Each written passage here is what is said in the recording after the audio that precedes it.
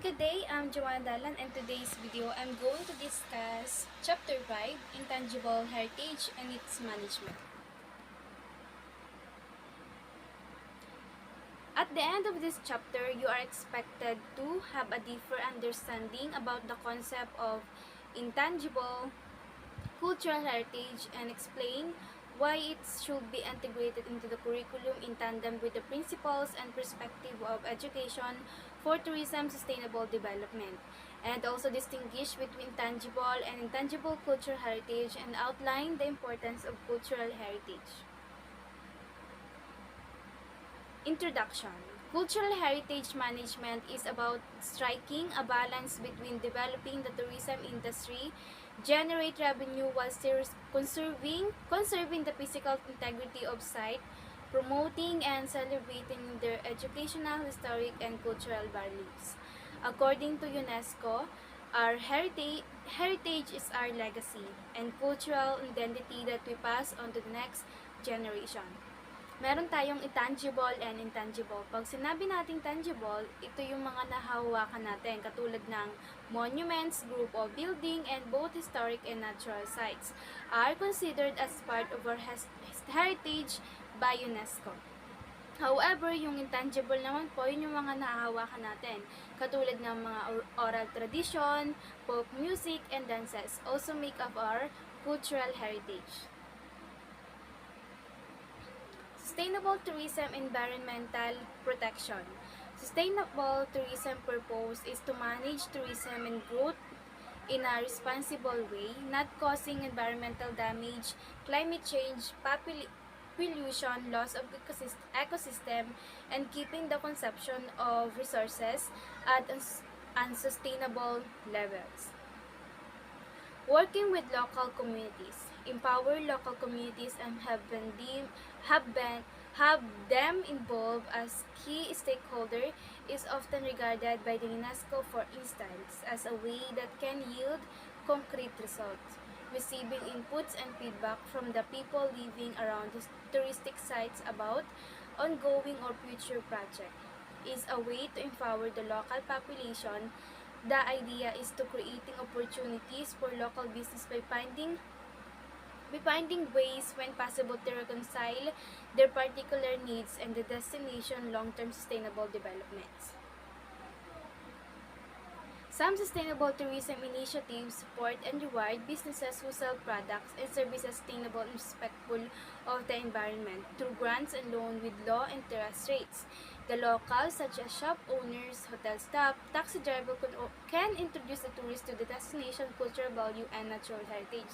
So, yun daw pong mga local, katulad ng mga hotel staff, mga taxi driver, lalo na yung mga driver, pwede rin silang mag-introduce sa mga turista, lalo na may mga turista na hindi alam yung mga kung saan pupunta yung destinasyon na yon. Pwede nilang ituro. Katulad na yun, nagtatanong sila kung saan ba nila matatagpuan yun. So, yung mga taxi o mga driver na yun, pwede nilang dalhin yung mga turista doon sa destination na yon. So, makakatulong sila para mag-promote din ng natural heritage natin. Educating and empowering the visitors. To influence the visitors' behavior in a positive way, cultural heritage manager can build the visitors' experience around education, often perceived as a threat to the preservation of cultural and natural sites. The tourist presence can be put to use for protecting a site. A great example of this is the Eye on the Reef program, which has been existing since 1997. This monitoring program has been striving for the preservation of the Great Barrier Reef of the coast of Australia. It is not only raises awareness of the reef wildlife protection, but also empowers tourists to collect and report information about the reef health. The program even has its own smartphone app which allows anyone to take pictures and share their sighting with the Great Barrier Reef Marine Park Authority. Visitors management. Visitor management ensures that the guests of the destination now in the future can experience unspoiled and well-thought through attraction at well-preserved heritage sites. So, yung management naman po, sila yung nag-i-ensure sa mga guests na dapat maging satisfy yung mga turista doon sa pinuntahan nilang destinasyon, na dapat i-make sure nila na dapat masaya sila, na nag-enjoy ba sila sa pinuntahan nilang destination na yon. So, yun yung mga tungkulin nila, to ensure that the guests of our destination ma-experience nila yung best sa destination na yun. Being aware of how many people can an attraction welcome without risking physical damage is paramount. Visitor management in this case means managing visitor flow or even limiting access to the site to a certain number of people at a given time. It means that mahalaga na kung bibisita tayo sa isang tourist attraction, kagaya na lamang ng mga well-preserved attraction, ay mas magdoble ingat. Halimbawa na lamang ng Cagliar Crisologo in Vegan City, na tinagurian o mas kilala sa tawag na vegan, ay isa sa best preserved example of Spanish colonial tourist in Asia, and is a World Heritage Site in 1999. For example also is the Lascaux Cave in France, for instance, had to close to the public in 1963, only 23 years after its discovery, produced by the people visiting used to damage the paintings. As a result, true to nature, replicas were crafted to allow the public to enjoy the cave's painting while preserving the original ones.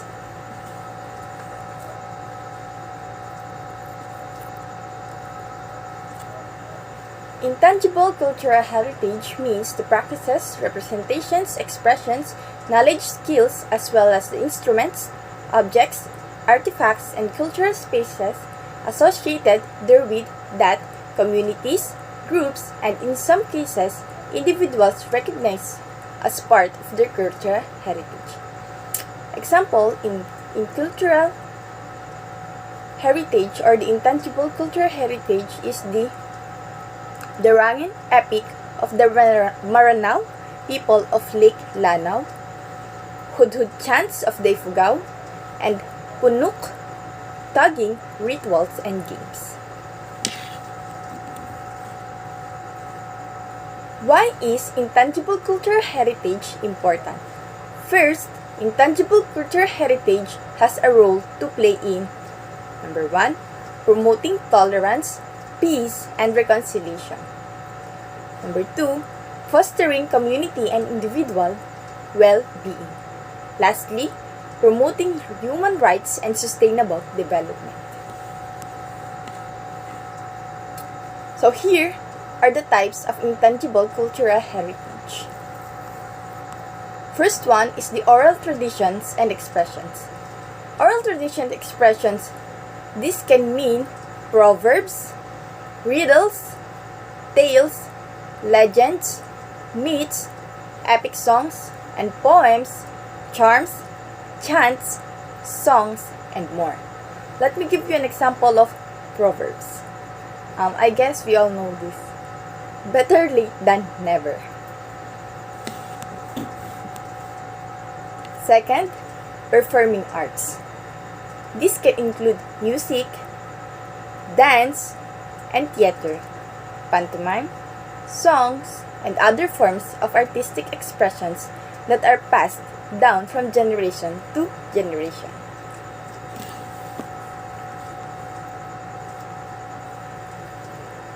Third, social practices, rituals, and festive events.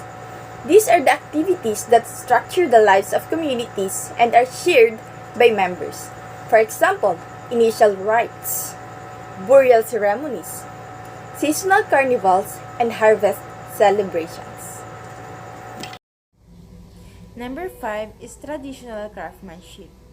This may sound tangible, but it really refers to the skills and knowledge involved in craftsmanship than the products themselves. Examples include pottery, woodwork, jewelry and precious stones, embroidery, carpet weaving, musical instrument production, weaving and fabric production. Safeguarding or preserving. In the field of ICH, the term safeguarding is used to characterize efforts to protect elements of ICH without seeking to freeze them in some pure or authentic form. The key for safeguarding is transmission, ensuring that intangible cultural heritage is passed from generation to generation in a way that allows space for the natural evolution in our ways of doing and knowing. What happens when we pay attention to intangible cultural heritage? First, the heritage of humanity is richer and more diverse. Next, minorities or smaller communities are healthier and resilient. Third, we support activities that may be economically viable for craftspeople and communities.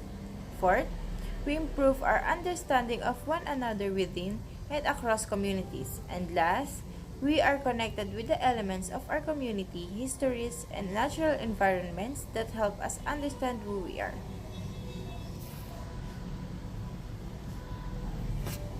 So, how can we safeguard intangible cultural heritage? Community-based inventorying.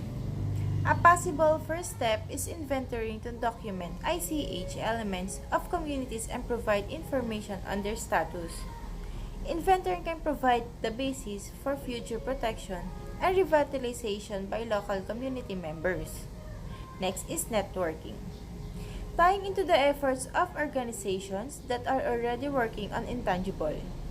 Last, research on ICH includes mapping of best practices, policy reviews, feasibility studies on inclusion of ICH programs in school, government organizations, or community institutions, investigation of ICH capacities to guarantee sustainable development and to promote peace and reapproachment.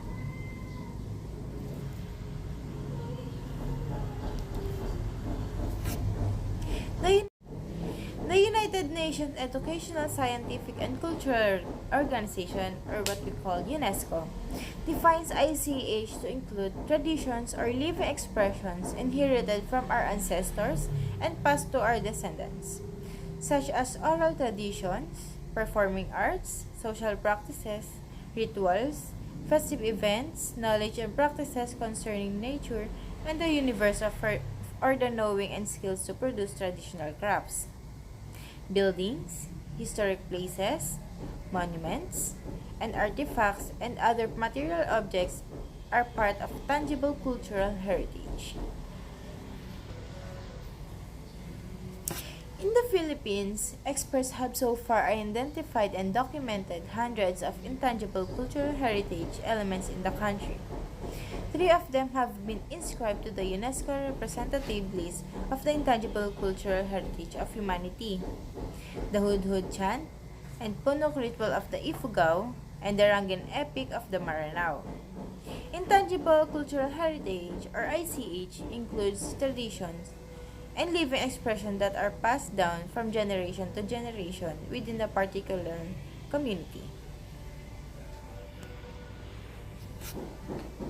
The Philippines, with the National Commission for Culture and the Arts as de facto Ministry of Culture, ratified the 2003 Convention after its formal deposit in August 2006. This implies that there is an obligation to carry out the objectives of the Convention to ensure the safeguarding of intangible cultural heritage. This includes identifying and documenting viable ICH elements, safeguarding and promoting viable ICH, fostering scientific, technical, and artistic studies, and provide technical assistance and training in the field of ICH. National Living Treasures. As defined by UNESCO, the bearers of intangible cultural heritage are to be known internationally as living human treasures. The Filipino counterparts of this title are the Gawad sa Manilikha ng Bayan or Gamaba awardees. There are currently 16 declared Gamaba awardees, all of which have exemplified the highest standard in their respective field of expertise. Thank you for listening.